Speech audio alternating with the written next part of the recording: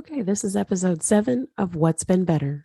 This week, we're talking about rationalizing and how we allow situations, relationships, and simple interactions to continue when we know deep down they shouldn't. A heads up to the moms, mother in laws, and anyone else with sensitive ears. We cuss a little, so excuse me, baby. All right, here we go.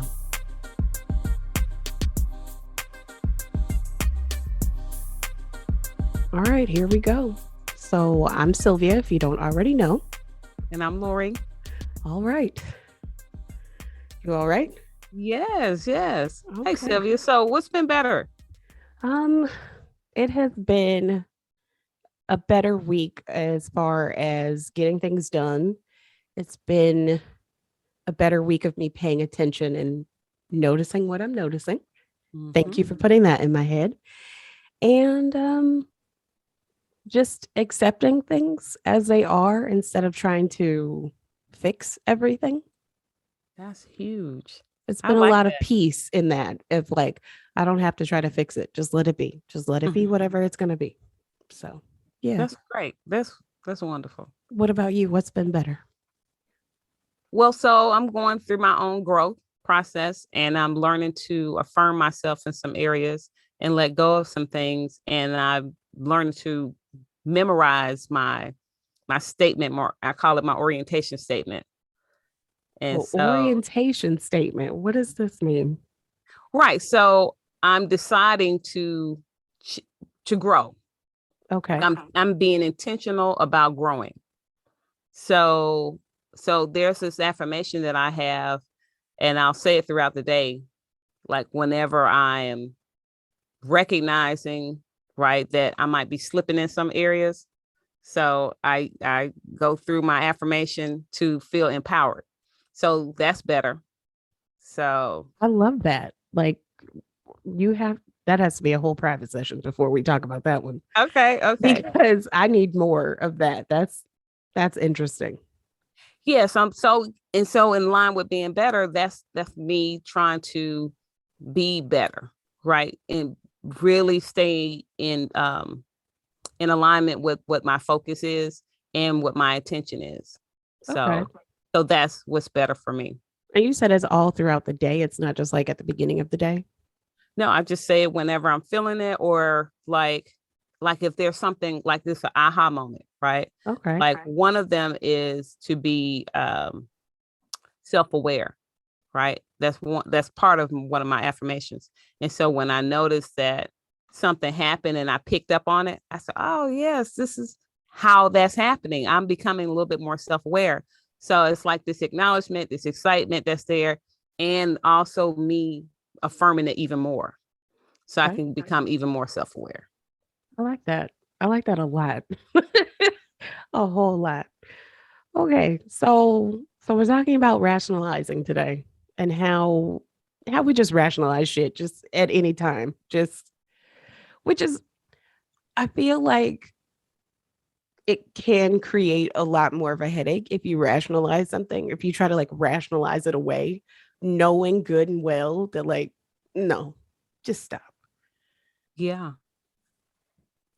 I mean, do you find that? Do you find yourself trying to rationalize situations or well, I know you're a lot more practiced at this, but do you find yourself maybe before that you would rationalize things that you were like, come on now, you know better.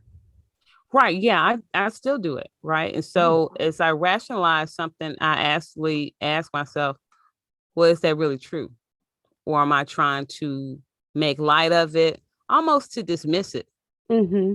Right. And so I'm like, yeah, no, you know, but yeah, that happens. That happens a lot. And I hear it, in conversations with other people. And, so yeah, I pick up on it and also pick up on when I do it. I haven't gotten to the point fully yet. I do realize it a lot more where I'm like, oh, wait a minute. Why are you making an excuse? Because I also think that rationalizing is a form of like making an excuse for something. Mm-hmm. And things don't need excuses. They're just either they're done or they're not done. Yeah. And people are going to say or whatever or do whatever they're going to do because people are people. But it's a moment, I think for me, of like giving somebody second, third, fourth, 18th chance to do the thing that you're like, just believe them in the first place. Mm-hmm. They've already shown you, they've already told you. Right. There's no need to rationalize this or make this lighter, better, easier. Like it's for me when I'm rationalizing, it's because of the situation is like it's like a bad situation. I'm like, instead of getting out of the situation, instead of Mm-hmm. seeing the red flags, instead of seeing instead of listening to the whispers and the pebbles and the boulders, I'm Mm-hmm. just like, oh no, it's fine. It'll be fine. Right. Right. Yeah. Well, So how does it end up working out when you rationalize it? it doesn't. Okay. I mean, and it's I think I'm at the point of, you know better and then you do better. So I think right now I'm at a point of hearing the thing, seeing the thing, believing the thing is the thing, Mm-hmm. and not trying to rationalize it because I did spend a lot of time rationalizing. I mean, we were talking about last week of me living in Abu Dhabi and teaching at that place and rationalizing a way that I should accept all of this harm just so I could stay in this place. Mm. And also putting myself second, third, fourth, however many back, because like I said, I could see my husband was thriving. He was on an up and I was on a down. And I was like, well, it'll be fine. I'll just get happy later. Mm-hmm. Knowing full well that it was a bad idea to go down that route. Right. So happy didn't happen later. No, Okay. no. And it's still a sore spot. Mm-hmm. Mm-hmm. I think it's a sore spot because I think I was saying this before of like, oh man, I should have just figured out this thing or I should have advocated a little bit more. Mm-hmm. I didn't have to um in a way in my rationalization, I guess I was feeling like I deserved all of those things, Mm-hmm. which is insane because you're like, you don't deserve abuse. Mm-hmm. Why Mm-hmm. are you rationalizing abuse? But I really was. Right. So this interesting as you say that I'm thinking, right? Like I think sometimes when we do rationalize, and it's not just you, it's all of us, it's like to say there's no better way. Yes. Yes. I would often say like this is just UAE style. Like this is just how they do it here or this is this is the norm for here. Right. Right. And I've done that in other places. I did that in another bad situation, like another school where it was very traumatic. And I was like, well, maybe this is just how they do it here. Right. And or two, this is just as good as it gets. It Mm-hmm. can't get any better. Yeah. Uh and and so maybe if we decide to, hey, instead of rationalize, like you mentioned before, if we accept what we see, if we believe the first time, then wonder if it gives us room for other options. I also wonder, does that in a way change the situation to a positive situation? Even though it's like a really harsh situation, it does it does just your mindset change how the other people are treating you or I guess it doesn't matter in a way, does it? It doesn't matter what they do. If your Well, mindset is just like it's fine, I don't really care, or I'm just going to make the best of this situation. I don't know, like, what does that do to the other person? Does it stop them? I don't think so necessarily, but what does it do for you? I think you're in a you're onto something because it can because it's an energy, right? Your energy shifts, your mindset shifts, Right. and your mindset shifts to other possibilities to say, you know what? Like for instance, if we use rationalization, like somebody is being cruel to you, but Mm-hmm. it's kind of like this nice, nasty kind of thing, right? Mm-hmm. You know that their body language and their tone is saying one thing when their words are saying something else. And so their words are like, oh, you're cool. But you could tell they don't feel like you really cool. They kind of don't even like you. And you know this. Right. And so the rationalization kicks in. Well, they keep saying that I'm cool. I must be. And so then when you decide, you know what, I'm going with my gut, because that's what the gut is there for, right? Mm-hmm. Hey, I'm going with my gut. I'm going to decide right in this moment or choose. I'm not going to allow what they think to persuade me one way or the other. As soon as you make that decision, there is a shift that takes place. And they no longer they no longer have power. So either they'll stay in that space and it won't matter, or they shift and it still won't matter. Hmm. At the end of the day, it just doesn't matter. No, it doesn't matter what somebody else thinks about you. It only matters what you think that they're thinking about you. And if you don't think about what they're thinking about you, like you can just breathe easier, I guess, is a way to Well, put that. well, yeah, because then you can stay in the space of who you are and how you intentionalize yourself and how you feel about you without allowing someone else's thoughts become your thoughts, or their way of thinking about you become your way of thinking about you. Yeah. I, I guess too, because I'm so easily, well, I'm not going to say this. I'm going to say I was. I am no Yeah, longer. I absolutely. was very easily manipulated by that passing interaction of like, if it's passive aggressive, this is what it is. If it's nice, nasty, this is what it is. And so I would say I was very reactionary, Mm-hmm. Mm-hmm. and I don't necessarily feel like I'm that anymore. Now I'm a thought first. Exactly. You're noticing what you're noticing now. Mm-hmm. Right. Yeah. And again, if we could do that without the judgment. So there can be a tendency within us to, when we recognize that somebody is against us, to judge them for that, or to be mad about it, or to get what they say in our feelings about it. And instead of just allowing them to feel what they feel, and we still have the power to feel what we feel and keep moving. And what happens is we can actually go our separate ways. And that's okay. Yeah. That keeps us from going into a negative space. There's the work and there's the practice for me is like not staying in that space. Mm-hmm. Is like figuring out like, oh, okay, step this way away from this. Right. Because it's like you said, the reaction is so quick. It's such a knee jerk, right? Mm-hmm. And so, right in that opportunity to react, you can stop and say, how do I want to respond to this instead of react to this? You know what else I am trying to figure out, or there I said try. I am working through is figuring out also how to not go back to that. Right. Not go back to even thinking about it or rehashing it or replaying it over and over and over again, because I will do that. I will put things on a time loop in my Mm-hmm. head of like for days, Mm-hmm. trying to again like rationalize it or figure out why I did the things I did, why the person said what they said or did what they did, instead of just being like, oh, that was a thing. Okay, cool. Right. And I will tell you, if you add in now, I don't have to make assumptions. I don't have to speculate this, because you're ruminating in your mind about what somebody else is doing. You don't have the answers.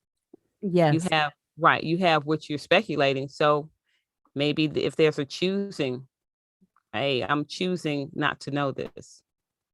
It's definitely a practice to not ruminate. I Mm. learned that word last year because I didn't realize like that is something that I do very, very, very harshly is like I will stay in a space in a thing until I've worked out every angle, until I've worked out every possibility, until just and I mean it could be things from like last week or Mm. it could be things from like 20 years ago. Okay. Well, how is it helping you? Because it could be helping you in some way. I wish it was helping me, but Okay. I don't know that it's necessarily helping because I also wasn't looking at those situations from a perspective of trying to learn something from them. Okay. Just it was more so me being hard on myself, me I hear picking you. at myself of like, this is why we're in this current situation, is because something that you did 20 years ago has now woken you up at 3 a.m. and now you're thinking about it. Okay. So what are you doing now? What's your practice now? I think now I'm like, it's now I'm kind of putting up a little blockade of those things and like not trying to go back to them in my head. Mm-hmm. Um, like not really honestly just thinking about other things that don't have anything to do with those things. Like those things creep up and I'm like, oh, not today. Mm-mm. Beautiful, because that's something that you can put in the way of that keeps you from going backwards. Right. So Yes. that's in the way. And so then until you find even more ways to help you, then that's fine, Yeah. because it's growth. It's growth in that, hey, I'm choosing, instead of ruminating, I'm choosing to be distracted with another thought. Is being distracted with that other thought a better method of doing this, because I'm still not necessarily solving that problem. Right. Yeah. So yes, it is, because it's helping you get into a place of wanting to, giving you time to, Okay. giving you an opportunity to think of ways to overcome it instead of sitting in it. Because you have a choice. Do I just sit in this rumination and not know how to help myself, and then more and more and more of that same negative way? Or do I allow myself to be distracted long enough to come up with strategies for overcoming? So it's what it is. It's almost like a temporary fix. Yes. Yeah, it might not be the fix, but it's not going to hurt you in ruminating about it. Like finding a distraction or some sort may be more harmful. You know what else it does? It kind of cuts the ties of current situations to past situations, because I Okay. also did a lot of that of like, well, this is just like before. Mm-hmm. So I already know what happened before. Mm-hmm. So obviously this situation is going to turn out like that too. Almost speaking a thing up, Mm. making a thing go towards that, desiring for the wrong thing to happen and not desiring a better outcome. Right. Right. I'm So, figuring all this out in real time and it is hard. well, but it is happening. Yes. And so that's beautiful, because now, as you're recognizing, I get to choose how I want to navigate through this space. I get to either ruminate on this, which asking myself, is this helpful? Or what can I do instead? And right there in that moment, you just decided, hey, what kind of outcome do I want? You just chose a better outcome. Yeah. And that's really how we can all do that. We can either stay in a situation, man, he keeps doing this, he probably gonna keep doing this. Or he keeps doing this. I hope, I hope that he changes. Or I can decide to do differently, right? Or whatever that situation is. I don't have to accept that, because sometimes we don't look at that either. We don't think about, what are we allowing? That Lori, allowing is a whole other beast, I think, because there's there are times when I'm willing to confront, and there are times when I just am accepting and rationalizing and being like, well, you deserve this. Mm-hmm. And I think it's in those times where things get way worse. Mm-hmm. And I know at the end of it is like, it didn't have to be like this. Mm-hmm. Nothing had to be like this, because I've allowed this. I think, I don't know who told me a long time ago, it was like, you teach people how to treat you. Absolutely. But I often wonder, like, how do you inadvertently teach someone how to treat you? Like, because these situations have happened, Mm-hmm. because I allowed them to get to the point of what they got to, where they broke me, Mm-hmm. what did I do that was like, yes, please come and kick me? How did I do that without actually having conversation with someone? If our Well, first interaction is for you to be like awful, mm-hmm. like, Mm-hmm.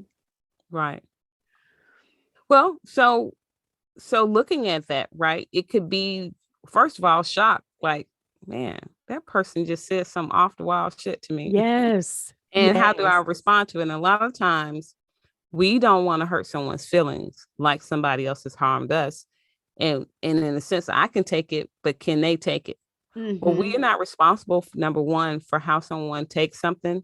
We don't know how they're going to take it. So we have to decide and choose not to speculate the outcome. And also, we get to be firm in how we treat ourselves. So, with you saying, how do we teach somebody to treat us a certain way? By how we treat ourselves. And if we treat ourselves a certain way, they have to treat us that way. And if they don't, we don't have to, they don't have to be graced with our interactions, our engagement with them. It is a privilege for anybody to be in our presence, just like it's a privilege for us to be in somebody else's, in their presence. So we don't have to interact. Okay. If somebody's harming us, if somebody's mistreating us, if somebody's doing to us differently than what we would treat ourselves, what's the point of engagement? Right. Right. Mm. And what's funny is we think we're doing that person a favor, but we're not doing anybody any favors by lying to ourselves. Damn. Okay. All right. I get I often feel like though you have to lie to yourself in certain situations or you have to lie in certain situations because being your full self is not acceptable, is not palatable. Think about in jobs that you've been in Mm-hmm. where you're the only, Mm-hmm. whatever that only is. Right. You can't be your full self and make it through the day without HR being called on you, without there being some issue for someone else who you are not palatable for. Right. Right. And so I get that. Right. And so we look at what our goal is. Mm-hmm. Right. Sometimes we know our goal when we get on the job. And so we meet that job. And it could be that we are not giving our full selves, but it's a difference. We don't, like, for instance, what is the term when you code switching, right? Mm-hmm. There's a way that we talk at home, and then there's a way that we talk on the job. And so sometimes people are not privy to our full selves because it's not feasible, because Right. your goal is to be on this job to do X, Y, and Z, and no more or no less, right? Yeah. But it's still being your full self in this particular facet. It's not necessarily giving all of who you are, because all of who you are is not asked for. Ooh. Ooh. Okay. I guess I say that because I know people who are, these talkative people, these outgoing people, the people who not necessarily the life of the party, but they interact, they do the things, they are themselves. And when they're at work, they're quiet, they're reserved, they're observing, they are head down, do exactly what is asked of them. Mm-hmm. And that turns out to be problematic and judged as you're not a team player because you're not interacting with us. You're not a, we just don't know if you fit because you're not up from your desk and in everybody's business. You're just sitting at your desk doing your work. And we don't know if you're necessarily doing your work because you're so quiet. Right. Well, that's an assumption. Right. Yeah. Which is just like here you are now being nitpicked for something that is made up. And I get it, it's an assumption, but now you're getting beat over the head for not even doing anything wrong. Right. I think at those points, it's very important for us to remember who we are Mm-hmm. and understand that someone is trying to superimpose their thought process over us, Mm. in a sense, to have us believe that. And then if we do, then it's this feeling of obligation to step outside of ourselves to fulfill someone else's thought process, or to comfort them and to stroke their ego, or to whatever that is for that person. Yeah. And no, we stand our ground being the self that we are. And if that's what they think, that's their opinion. It doesn't make it true. Yeah. It's just rough. You nobody dreams of working. Nobody dreams of a job. It's Right. something that you have to do. It's a gravity problem. It's something that you Right. have to do. Right. I've never understood like ladder climbing people, people that have to be in charge, people that need titles, people that want to be over and micromanage people. Not everybody wants that. And I can remember having conversations with people who are like department chairs, heads of whatever, and people looking to me for leadership, not necessarily to the person that's the leader, and the Mhm. leader feeling threatened and having to have conversation with them and say, look, I don't want your job. Mhm. I absolutely don't want to do what you do. I don't want to be in meetings. I don't want to dress like you dress. I don't want to do any of the things. These people are asking me because I'm a different perspective. Please Mhm. don't have a problem with me. Right. Take that up with them or go fix whatever it is that you're not necessarily fulfilling for them. But I don't want your job. Right. And that actually comes from, believe it or not, major insecurity. Mm, And it's being projected onto you as though you're the problem when they actually are the problem. And they have a problem with themselves and they yeah. won't accept it. And so, meanwhile, at some point, you'll be pushed out of that position. And that happens all the time Yeah. because your realness, who you are, as you're real and you are firm in who you are, and there's this level of courage and confidence.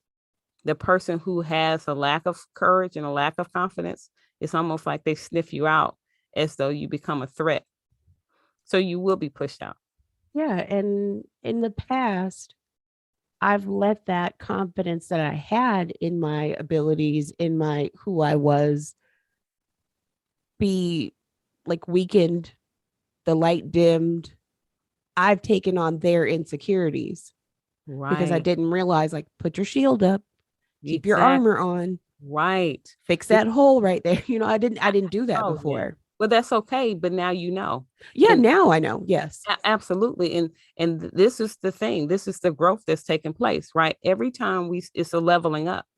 Every Mm, time you're learning and this growing happens, it's like, whoo, okay, I know now. I don't have to yeah. take on that foolishness. I don't have to even be affected by it to where I'm offended.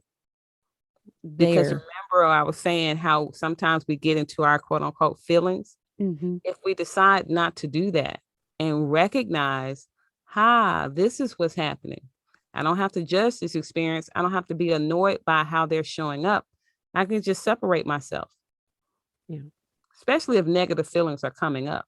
The challenge will be if I'm in another situation, first of all, another working environment in these types of situations again, holding on to this moment right now and this understanding right now. Right. It almost is like I'm very, very grateful that we are doing this show because if this moment ever arises again, I can come back to this and say, "Ooh, remember when Mm-hmm. you knew better, so now do better." Exactly. And it's being true to who you are. Yeah. It's like learning how to hear it. Ah, yeah, but that's not who I am. It's and you don't even have to say it, but it's knowing. It's a knowing that's there. Oh, Yeah. I don't have to accept this. It's really being true to yourself. Yeah. I don't have to accept that. I know you wanted to talk about playing the victim Mm-hmm. before, which is Mm-hmm. just a touchy subject. Well, it was a touchy subject. I understand the statement now. Okay. When that statement was said to me before, I didn't understand it, Mm-hmm. didn't accept it, didn't like it, didn't feel great. It was a mess before. I remember. Yeah. But now I understand that we victimize ourselves Mm-hmm. in a situation. Right. Yes, somebody has done you harm. Yes, somebody has done you wrong. Yes, you are technically the victim of whatever the thing is, but ruminating in it Mm-hmm. is and sitting in it is how you become the victim, how you are Absolutely. woe is me. Right. And when you decide to look at that and not look at you. We put too much focus on what somebody else is doing instead of how we're being. What am I allowing? What can I accept about this? What have I done? Even to the point of, and I'll just go and say something really strong, like somebody getting raped, right? Mm-hmm. No, it's not your fault that you got raped, because you can't control what someone else does. Right. But you can decide, do I allow that situation, like we talk about the ruminating piece, do I decide to let that define me? What did I learn from that experience? How can I grow from that experience? And when that happens, there's an overstanding that happens instead of this understanding. Or there's this growth, and you no longer become the victim of it. You become victorious because you overcame it. And life is about overcoming. How do you also not get defined by that victory, not have to remind everyone that you are the victor of that thing? Like, how Right. do you just internalize that, use that strength, use that inner power, but also not throw it on everyone else that, like, oh, I've overcome this thing. This is the thing. Like, how do you not, yeah, how does a thing not define who you are? Like, Right. you're more than that one thing. Absolutely. And I think and again, as I say what I think, it doesn't make it the thought. It's just an opinion. It is just one of the many perspectives to be had, right? Right. About anything. But what I think about it is just really recognizing what your stance is, what you decided in that moment, what you agree to. And once you agree to it, nobody can change that but you. And so you don't have to convince anybody of anything. I don't have to come around telling you, hey, I've overcome that. And yeah, I'm better. Mm. So, like me having Yes. to convince you of my change is not necessary, because guess what? They still are in charge of how they perceive me. Okay. So, okay. Here we go, figuring things out in real time. Right. Right. Well, but the biggest thing is, as long as it works for me, as long as I know within myself that I'm a better person, Mm-hmm. and my daily actions are going to represent that. I'm not going to be cowering somewhere in a corner, huddled up, shriveled up, balled in a ball with my thumb in my mouth. I'm not that way. I'm operating as if I wish a motherfucker would. Like, I I will annihilate you now. Like, you're a different person. Your actions show that. I'm not like you walk differently. Mm-hmm. Mm-hmm. So you don't have to even speak sometimes about your newfound way of being. It shows in your actions. I feel like it's a way of also not having to speak about the harm either. Right. You don't have to rehearse that. Oh, wait, say that one more time. You don't have to rehearse it? Yes, because the more we talk about something that's there, it becomes a part of us. We can talk about who we are now. We don't have to talk about who we were. I'm not interested in who I was when I was insecure. How does that help me to keep talking about, oh man, when I was drinking, or when I was doing this, and people, all these bad habits that were there. I wouldn't even say bad, but unhelpful habits, right? Mm-hmm. What's the point of talking about the glory days if it's not uplifting, if it's not taking you forward, if it's not moving you in a direction that you want to go? Yeah. And anything like that is rehearsed. Ooh, okay. Damn, Lori. Damn. Okay. I. Mm. So, talking about these situations or giving these examples for me is a way to release them. Mm-hmm. But now I see how you're saying they could be a rehearsal of something, because yeah, I have to kind of like put myself back in that situation, and I don't want to go back. And you don't have to. And just like you mentioned, how I'm glad we are speaking about this, because I wanted to say, when you mentioned a bad taste when you think about Dubai, you know, and that Mhm. bad taste. I wonder if that does that continually have to be a sore spot, or is there a way that you can actually imprint it with something else that's helpful, right? Because there were some good things, because we talked about it last week, about good that came out of Dubai. Yeah, Abu Dhabi. But yes, Okay. um, Okay. totally different. It's okay. Okay. Good. Everybody, it's the place that everybody knows. I So see. I yeah, see. two totally different places. But Dubai is not all that everybody thinks. Oh. I'm a big plug of Abu Dhabi. Don't I'm Yeah. big Well, conversation, thank you but for no, no, enlightening. no. It's Yes. the thing. It's like if I said I lived in Reno and all you said was Vegas, it's the Hmm. place that you know that's in Nevada. Exactly. Two Right. totally different places, Right. but Like Atlanta as opposed to right, outskirts. right. Okay. Yes, it would be like that. It would be Hmm. totally that. It's like this is not Atlanta, Decatur Hmm. is not Atlanta. Hmm. It's like that. But yes, I do have to figure out how to wrap my mind around the good places instead of the good places and the good situations and the good people at that time. Hmm. And I Hmm. feel like obviously there was something good if I'm still like, how do we get back? Hmm. How can we go back? When Hmm. can we visit again? We Right. should go. You know, it's it's there's obviously some soft spot somewhere, Hmm. but I don't necessarily feel like anymore that it's a tenderized spot.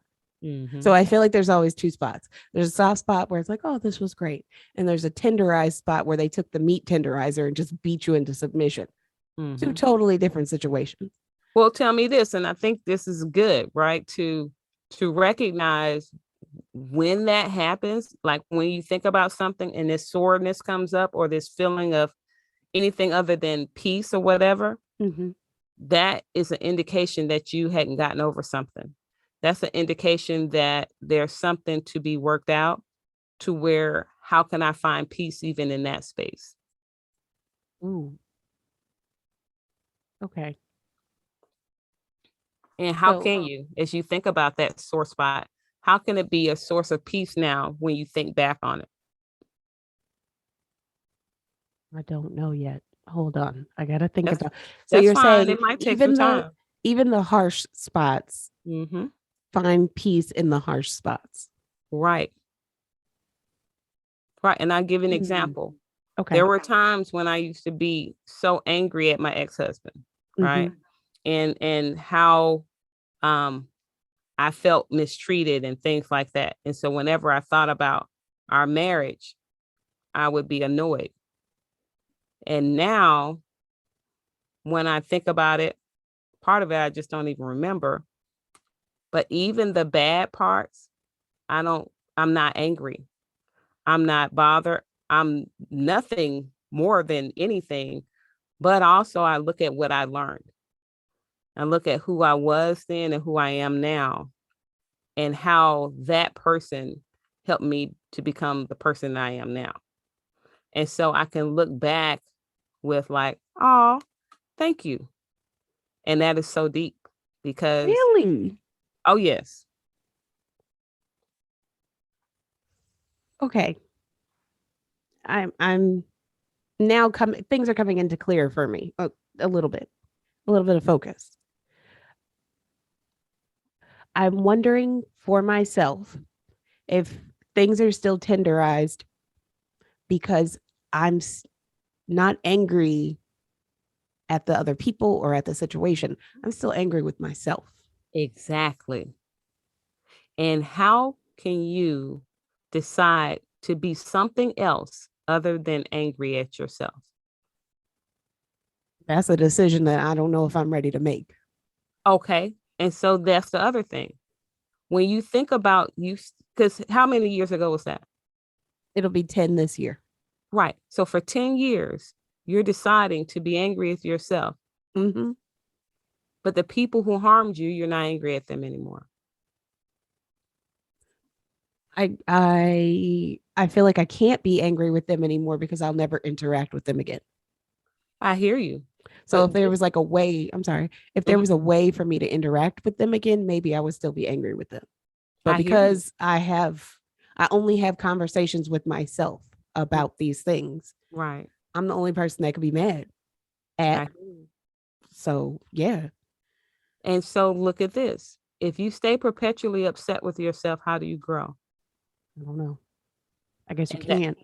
no, you cannot. And but it's not to condemn you even further. It's just to ask yourself, how can I forgive myself? Because that's the way you can change from being angry to something else. It's allowing yourself to forgive yourself because, and it's not just you, right?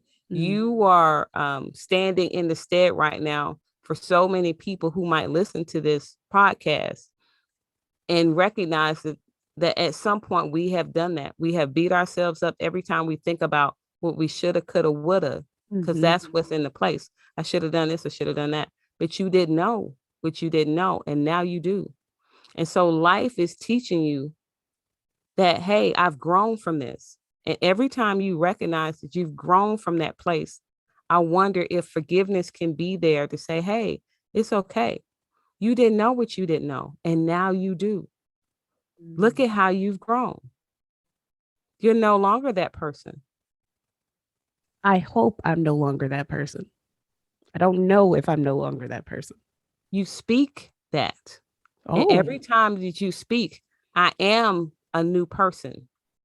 This is how I'm being a new person. Every time you claim that you're a new person, you step into that space with a surety. And at first, it might seem timid. At first, it might seem like, this is not necessarily true. But you lean into who you desire to be. You don't desire to be that old person. no, hell no. No. Exactly. Right. So that's why we don't rehearse. We don't speak about that other than what we've learned. Okay. Right. Right. Because Yeah. as you think about what you've learned, there's forgiveness there. Okay.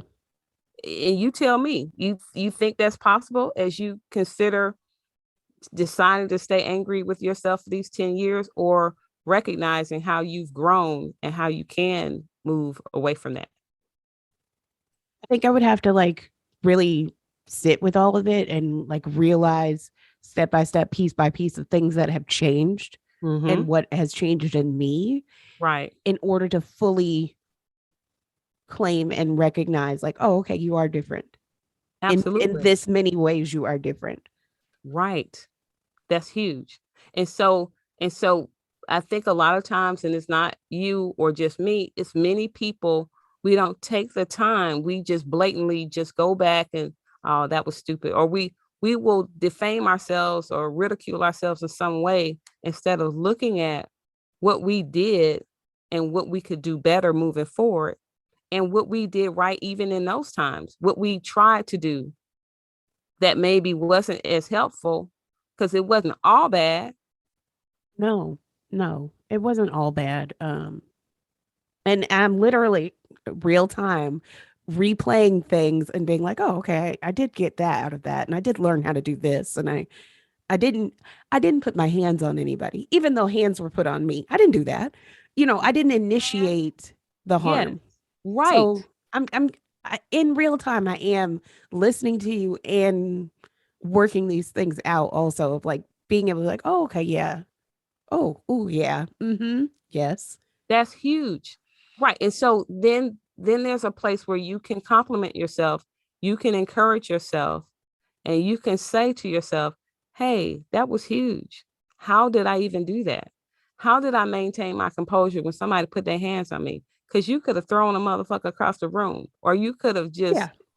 disassembled a whole classroom. I mean, there's nothing like your whole life flashes before your eyes when a child puts their hands on you. Right, Even right, the gentlest, like, it was over an iPad. That's all I'm going to say. It was over an iPad. And the child wanted their iPad back. And I was just like, no, I'm doing, the rules. I'm taking right. this iPad to the front office and stuff. And the child was like, give me back my iPad and put their hands on me. And I was just like, Okay, you can't go to jail in another country. You can't do it. We've all watched Locked Up Abroad. You can't do it. You can't punch this child because I know you want to do it right now. You have all this other anger, and that punch wouldn't necessarily be for that child. So it's like all these things that are Yes. working in your head. And so Yes. I'm rehashing them right now, thinking, you did good that day. You did very good that Exactly. day. That's what I'm saying. And so it's not like we don't just pull it up in a ball and then beat ourselves up. It's just like, no, we break it a piece, break it Right. apart and look at what we did right. There are some things that you did do right. Yeah. And that's huge. I think a lot of times with me, a lot of situations are so compounded and they're all together. And I said this before, is like I don't try to take each thing at a time. I'm like, okay, let's just do all of it. Let's Mm, work all of it out at the same time, which is mhm. just too overwhelming, too Exactly. much. So yeah, as we are, as I'm listening to you, I'm like, oh yeah, that day was good. Oh, Mhm. okay, I remember. Yes, and that one was all right. And I didn't do it so good then, but I figured it out. See, that's So my point. yeah. And so even that day when you could have slapped that child across the room How? and you didn't, right? Yes. How did you do that? How did you maintain your composure? Well, luckily there was somebody else there. It was another teacher, a teacher from Jamaica was there, and she all of Jamaica showed up, and I was so grateful for her to be there at the same time. But she was like, "Baby, let go of her and let go of the iPad. It's just not going to happen." Because I Mhm. think we all know how we respond, Mhm. and you're really grateful that somebody else is there to block for you Mhm. because you don't know if you have the composure enough. Mhm. And at the time, like I said, she was going to get a few other people's punches. Mhm. Mhm.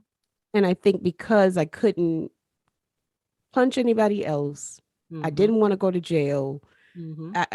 I had like a moment of like clarity and fear at the same time, like equal parts. Mhm. That's how I was able to keep my composure. Okay. Right. And so that's what I'm saying. And so we use those are the principles that guide you even now. I Hmm. have clarity. I am clear that if I do this, this might be the outcome. I'm choosing to do something different. I think also the fear helped. The Yeah, fear, even though like you're not supposed to fear stuff, I was like, this fear is a good fear because I'm not built to go to anybody's prison I in get it. any country, any Absolutely. country. Right. So it was just like, no, we're not going to jail here. We're not I doing hear you. that. I hear you. And But so to yeah. reframe that, it could be I respect, Mm, right? And so instead of being afraid of the outcome, I respect that there's an outcome that I don't agree with. yes. And Okay, because that's a I don't much agree, better way. absolutely. And so because I don't agree with this particular outcome, I don't see myself going to jail. I I'm glad see, I could laugh about it now because I was not laughing at it the first time. I wasn't laughing at it like years later. I really have not laughed about it at all. So and I'm yeah. glad you're giving yourself permission to do that, right? Mhm. So now is it still a sore a spot as it was before? No, no. The more we talk, the more, and I think the more I realize how much distance is away from those situations, Mhm. the Yeah. less the less tender they are, the softer they become. I love that. And I hope for everybody who listens to this, when they think about something that plagued them so long ago, it could even be a month ago, is or 20 years ago. It doesn't have to continue to do that. Mm, It's your choice. yeah. What did you learn from that experience? What was helpful even then? And some things you might not be able to find anything helpful, but take the time to congratulate yourself or to compliment yourself or to forgive yourself for something that might not have been so lovely so that you can move forward. Because when that doesn't happen, we don't grow. We can talk a good game, but we don't grow from experiences if we um, are angry at ourselves continually. Right. How do we Yeah. grow? So, All right, I'll give you that. All right, y'all. You know me. I'm gonna let Lori have the last word, the last everything. That's it. This has been another good episode. I have learned a lot, and I hope everyone else did too. That's it for this week's show. I'm Lori Scott. I'm Sylvia Johnson, and you've been listening to What's Been Better. A big thank you to Lagan Music Inc. for providing our music. This show is edited and produced by us with a little help from our family and friends. We love you all. Want to talk to us about the show? Send us an email at questions@whatsbeenbetter.com or hit us up on Instagram at Whatsbeenbetterpodcast. Thanks for listening.